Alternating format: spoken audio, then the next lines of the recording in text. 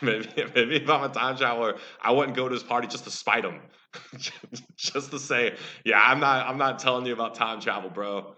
All right, so today I'm going to talk about why Stephen Hawking would be a terrible business person and an even more terrible marketer. Stephen Hawking, world-renowned physicist, God rest his soul, may his memory be eternal, did a lot for physics and did a lot for just humanity. If he was running a business, I don't think he'd be that good at it. And here's why. He threw a party and did not invite anybody until after it happened. His idea was he wanted to prove if time travel backwards in time was possible. And here's how that relates to business. You got to make an offer that's compelling for people to take action. Why do they owe you anything?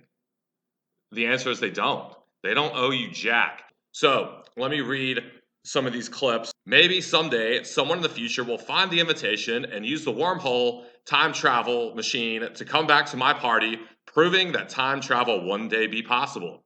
Hawking said this during a clip which was featured in his documentary miniseries called Into the Universe. So he threw a champagne party for time travelers. Again, I'm still reading some of this account, complete with hors d'oeuvres in 2009, and did not release the invitation until after the party had taken place. If people had shown up, he hypothesized, it would be proof that time travel is real. So what the invitation said was, you are cordially invited to a reception for time travelers hosted by Professor Stephen Hawking, to be held in the past at the University of Cambridge, Gonville and Caius College, Trinity Street, Cambridge. Now let's just first take the obvious. If you know how to travel in time, why would you go to his party? If I could time travel, I'd be going to a billion places, not in Trinity College, or excuse me, in Cambridge College. I mean, sorry, Mr. Hawking, Professor Hawking, I'm not doing that. Like, why would you think people would even want to show up just to prove you right? But when you think about making an offer, you've got to consider every other option that that human being has that's not your offer. If if you're a restaurant, there's a bunch of businesses around. There's grocery stores. They can go and buy food and make it themselves. They could, order it from somewhere way further than they'd ever drive to. There's a lot of options that people have for that one thing. So how do you have an offer if you're a restaurant in this example to bring somebody in? To bring someone in for them to say, this is the option that I'm taking, and I'm going to exclude every other possibility, and I'm going to do this. I'm going to walk in. And that could be applied to anything. If you think about if you're a gym or offer some kind of fitness, someone's got to consider, one, do they want to lose weight? Two, are they going to choose a gym, or are they going to choose to just run around outside? The outside world is your competition if you're a gym. Are they going to buy a Peloton or a treadmill? So once they make the decision on what route they're going to go, then they're going to stack that option up to every other option that they have within that category. So if they choose, let's say, the treadmill route, they're going to look at all the treadmills, all the stationary bikes, all the other types of in-home machinery that's possible to lose weight. If they choose a gym, they're going to look at your gym. They're going to look at competitors. They're going to look at the cheap versions. They're going to look at the boutique ones. And then when they decide, okay, I'm going to go a boutique route, then they're going to choose between you and all your boutique competitors in the area. So it's this whole kind of cascading decision tree that people go on. So imagine you're a time traveler. You can go anywhere you want, anytime you want. Again, money is no issue.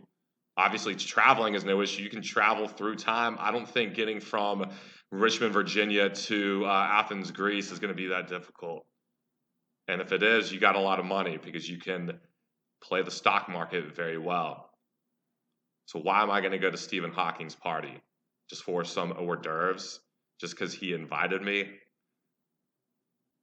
Maybe if I'm a time traveler, I wouldn't go to his party just to spite him.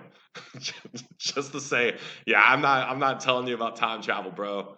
Consider your offer. Consider what's going to prompt somebody to take an action. Is your offer good enough for them to take an action, or are they going to choose something else?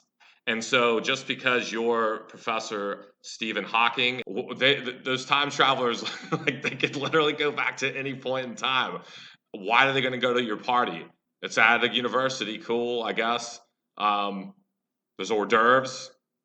Yum. Consider all the parties you've ever gone to in your life. Maybe you want to relive them.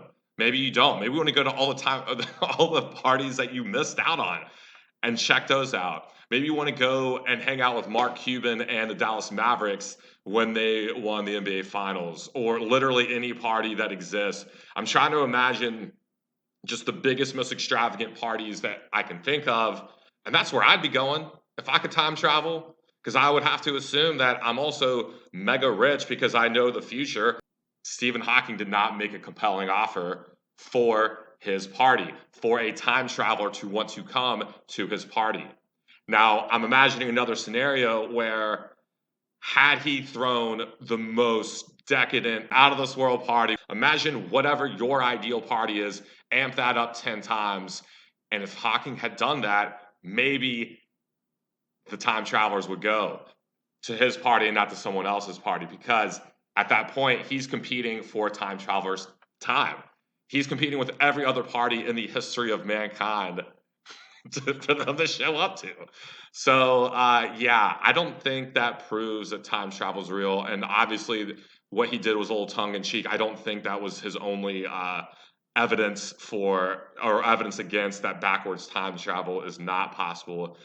It was meant to be funny, but I think that the idea that he did that, maybe he was doing it to kind of mock other scientists. And if so, I love savage moments like that. So next week, we're going to talk about why Stephen Hawking would be an amazing businessman.